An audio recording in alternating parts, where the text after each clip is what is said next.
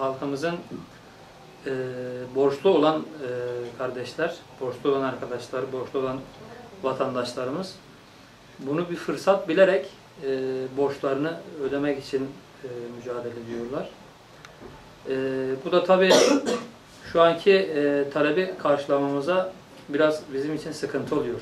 Yani grup yarım Cumhuriyet altını şu an piyasada yok denecek kadar az. İyi yani şu anda elhamdülillah satışlarımız iyi. Bayağı bir yoğunluk var. Daha önce bu yoğunluk bu kadar yoktu.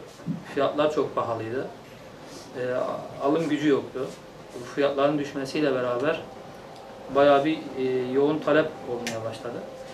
Yani vatandaşların bu fırsatı değerlendirip altın almaları kendileri için iyi olur. Çünkü ileriki süreçte tekrardan geri altın toparlayıp çıkabilir. Çünkü altının bir maliyeti var, 1038 dolar. Bunun altına düşmesi zaten mümkün değil. Ondan dolayı bunu bir fırsat bilip değerlendirirlerse eğer kendileri için iyi olur yani. Şu an grup altın 140 lira, yarım 280, Cumhuriyet 560 lira. İyi yani bundan 2 hafta önce 590-600 liraydı. Şu an 560 lira.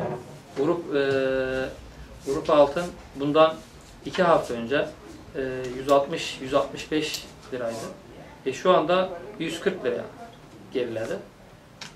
Bundan dolayı ellerini çabuk tutarlarsa kendileri için bu bir fırsat olur.